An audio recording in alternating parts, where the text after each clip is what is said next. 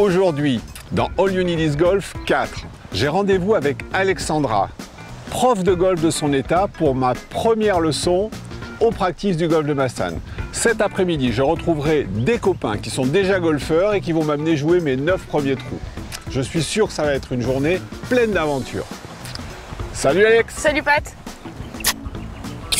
Allez, on s'y met? Allez, c'est parti, viens avec moi.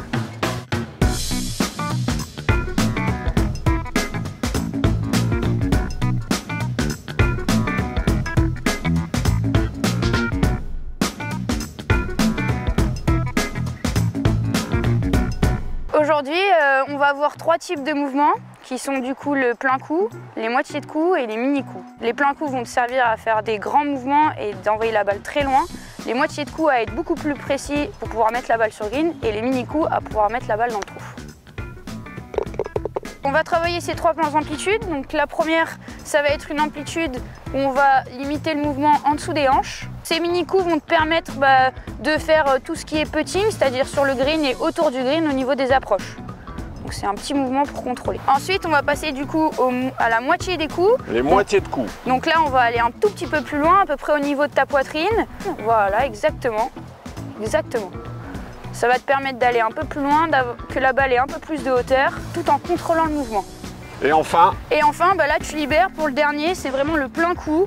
Là, vas-y, tu peux mettre de la vitesse. Allez, pas mal. Allez, on vérifie que je suis un bon élève et que j'ai bien appris ma leçon. Les mini-coups en dessous des hanches pour le putting et les petites approches. Bien. La moitié de coup pour les coups de précision.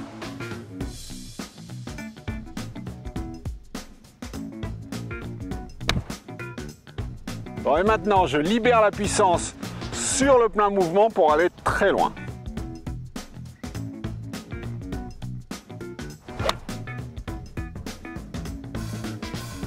Si on est un bon élève et qu'on suit les conseils de coach Alexandra, ça marche.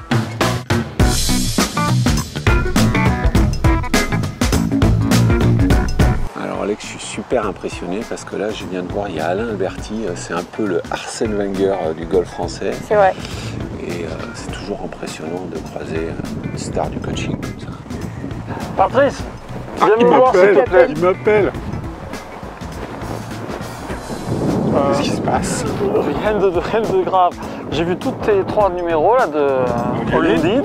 Et en fait, aujourd'hui, je me disais que si je te croisais, j'allais te dire ça serait bien pour les prochains numéros que tu mettes un polo de golf. Allez Patrice, voilà, c'est fait. Il m'est arrivé un truc incroyable, regarde, j'ai complètement changé. T'as un très très beau polo, incroyable. On dirait vraiment un vrai golfeur. Bon, j'espère que notre leçon t'a plu, que t'as appris des choses. Ça serait bien qu'on se revoie à peu près tous les 15 jours pour que tu puisses continuer à progresser et pour améliorer ton jeu. Bonne chance pour le parcours.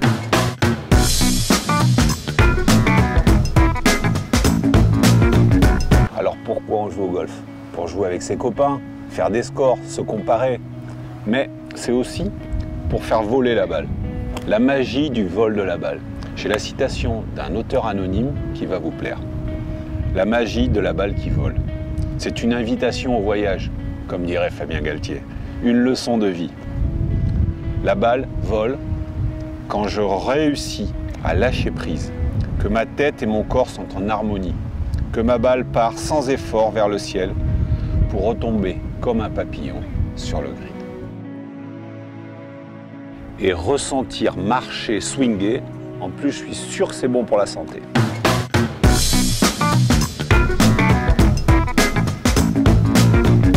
Les gens pensent toujours que c'est la marche, en fait, l'élément fondamental du golf. On a fait une expérience il y a quelques années et on a montré qu'en fait, taper des balles, c'est un médicament.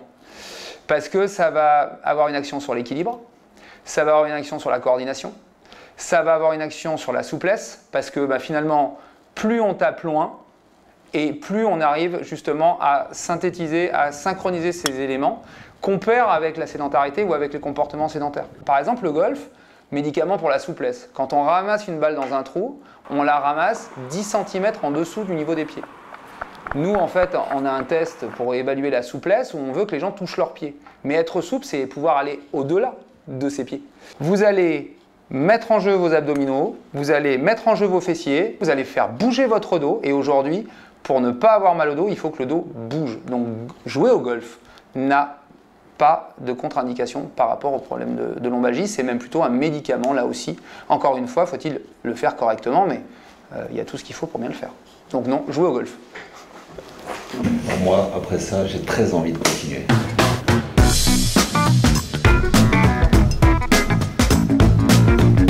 Pour bien me comporter sur ce premier 9 trous, je vais suivre à la lettre des règles de respect, d'étiquette et de courtoisie que m'ont donné quelques golfeurs expérimentés.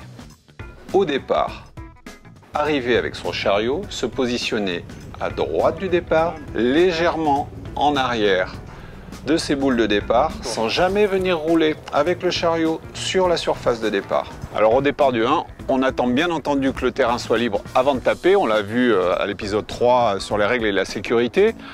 Alors on en profite pour parler avec son partenaire qu'on découvre. Et alors toi, t'es docteur. Bon alors le doc, il y a une légende qui dit que le jeudi après-midi, si on est malade, il vaut mieux chercher un docteur sur un golf que dans son cabinet. C'est vrai. Mais on peut lui tordre le cou peut-être à cette légende, non? Ah oui, parce que moi, tu vois, les jeudis après-midi, je joue avec un maçon, un boucher charcutier et un pêcheur de loup. Hein. Bon, ben le golf, c'est pour tous. Pour ne pas gêner mon partenaire, la meilleure position, c'est d'être en face du joueur et à distance raisonnable pour ne pas être dans son champ visuel. Ah oui, bien joué, Clément. Et force, Doc. Ensuite, sur le fairway, après avoir joué un coup, si vous enlevez une escalope, un divot, c'est-à-dire une touffe d'herbe, la récupérer et la replacer sur son emplacement initial. Ouh, bien joué! Alors, sortie de bunker.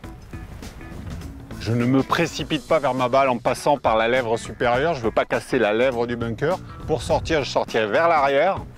Et bien entendu, avant de sortir, je remets le bunker dans les conditions où je l'ai trouvé, en ratissant ma marque et en n'oubliant pas mes pas. Et ensuite, enfin, sur le green, votre balle arrivant de haut, le green va marquer par un léger trou avec votre relève pitch. Relevez le niveau, tâtonnez avec votre putter pour remettre la surface complètement plane. Yes!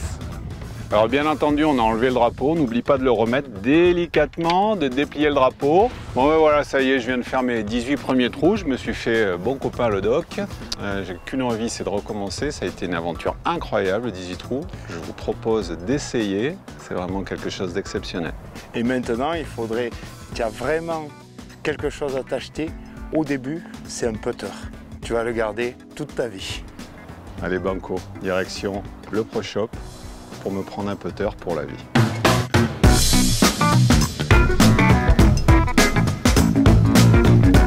Allez, je vais choisir mon putter et j'ai mon pote Louane qui va me conseiller. Donc d'abord, tu choisis ta tête. Tu as la tête type lame ou la tête type maillet. Il y a le choix. Voilà, il y a le choix. Ensuite, tu as différentes tailles de putter et différentes grosseurs de grip. Donc le plus important, c'est que tu choisisses ton putter et que tu l'aimes pour la vie. Je pense que je vais prendre celui-là, c'est le même que Sergio Garcia.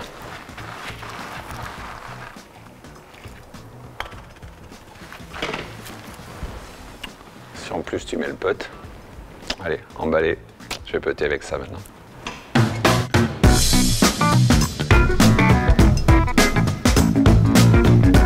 Quel épisode incroyable! On a appris tellement de choses. Alors, encore quelques semaines d'entraînement avec ma coach, quelques parcours avec mes copains et je pense que je serai prêt pour ma première compétition de classement. Rendez-vous dans All You Need Is Golf 5.